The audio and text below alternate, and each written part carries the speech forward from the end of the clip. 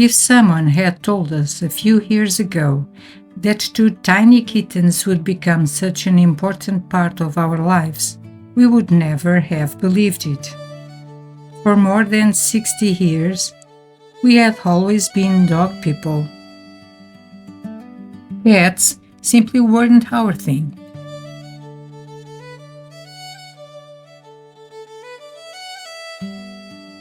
Until we moved to rural Portugal. Soon after moving onto our land, we kept hearing the same advice from local people. You really need a cat.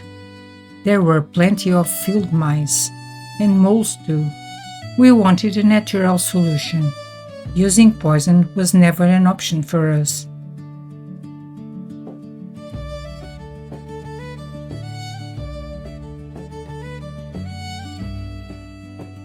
The funny thing was, we had never imagined ourselves living with cats.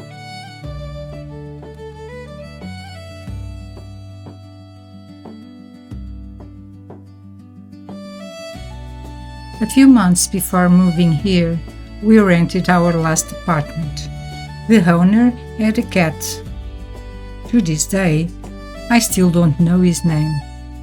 But somehow, he seemed to choose us. Whenever we were home, he sat outside our door, meowing, until we let him in. I even bought him a little cushion beside the fireplace. At first he appreciated, but then he ignored it.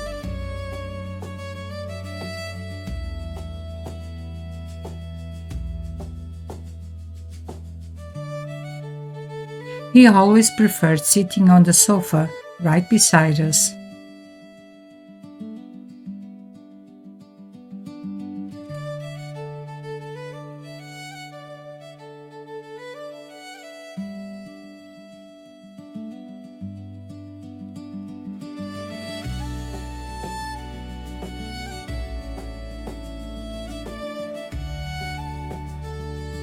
Looking back, perhaps he was preparing us for Kit and Kat. In July 2024, we contacted the municipal shelter. Our plan was to adopt just one kitten. When we arrived, we found a litter of 5 kittens, 3 little grey tabbies, and 2 black ones. Watching those 5 brothers and sisters together, we simply couldn't imagine separating just one of them. So, we came home with 2, one little boy and one little girl.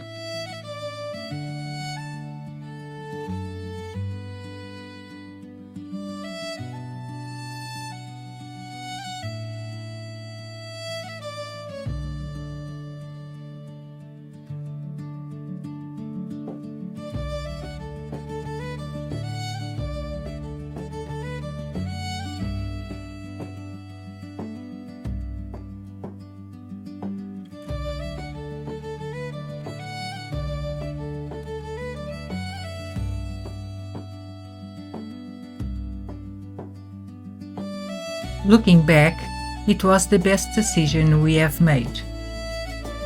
A week before bringing them home, I built them a little house using leftover timber from our cabin. It wasn't anything fancy.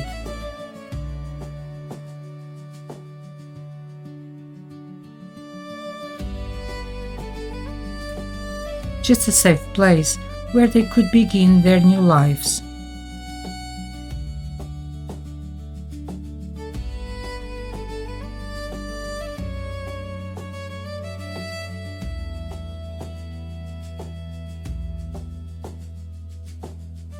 Inside there was a soft bed, food, water, and a litter tray.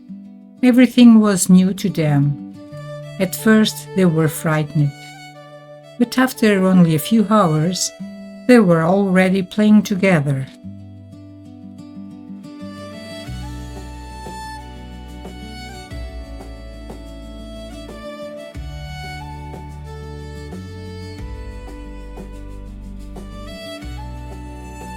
At first, they looked almost identical.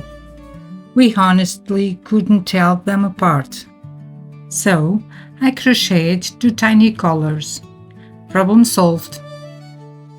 Then came another challenge, choosing their names. We asked our grandchildren for ideas. After lots of suggestions, someone remembered Louis' favorite chocolate, Kit Kat.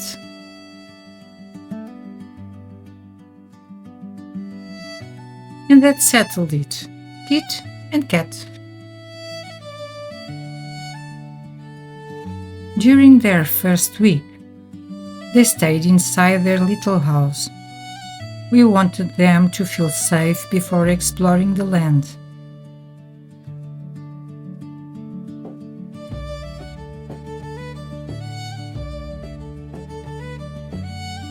Little by little, they became more confident. Every evening, we put them back inside. Kit quickly learned the routine. Whenever I said, "Come on, Kit, time for bed," he happily followed me home. Kat had completely different ideas. Every evening, I spent ages trying to catch her, until one day, I finally gave up. When they were about 6 months old, I stopped closing them inside at night.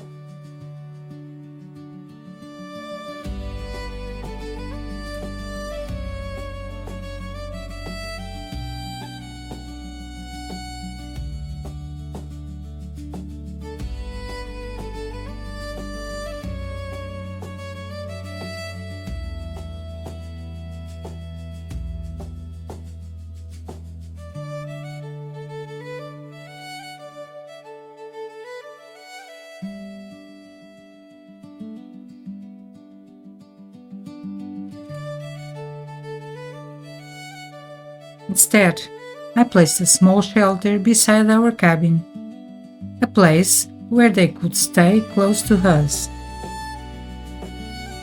while still enjoying the freedom to come and go whenever they wanted.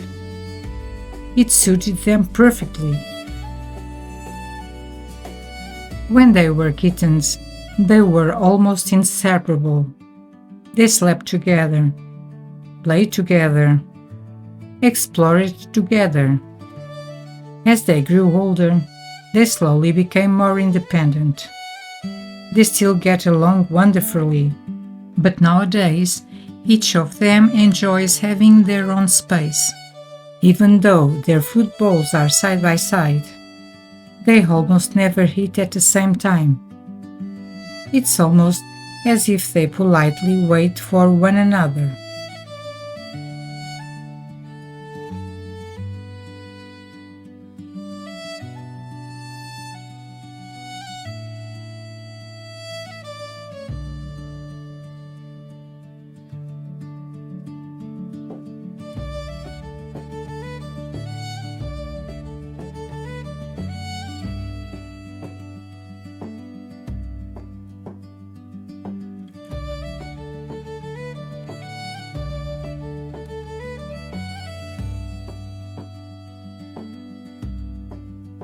Although they look almost identical, they didn't grow up exactly the same. Kit became the bigger of the two. Kat, on the other hand, stayed much smaller. I often call her my little bonsai cat. She's tiny, but full of character. Also, the personalities couldn't be more different. Kit spends most of the day outdoors. He loves exploring the land. Usually, he only comes inside for meals, and of course, for a few cuddles. He actually enjoys being picked up. The only problem is that he forgets to hide his claws. After a few scratched arms, we decided cuddles on the ground were much safer. Kat is completely different. She loves being indoors, probably because she knows that whenever she feels like another adventure, all she has to do is wait by the door. Someone will always open it for her. She doesn't enjoy being carried. Her first reaction is usually to wriggle free, but sometimes she relaxes, starts purring, and decides that perhaps being held isn't such a bad idea after all.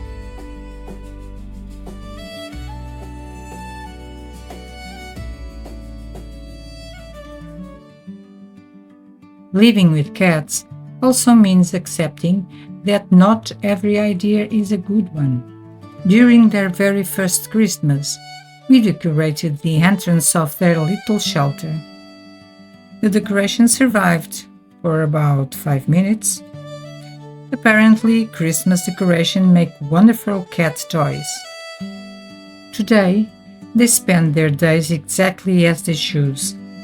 Sometimes we don't see them for hours, but somehow we always know they are somewhere nearby. This land has become their home, just as it has become ours.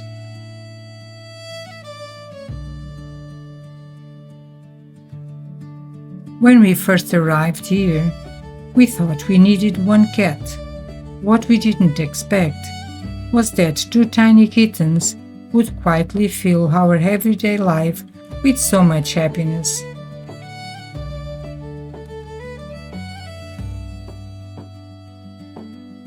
Thank you very much for joining us. We hope to see you again in the next chapters of this adventure. Until then, we wish you all the very best.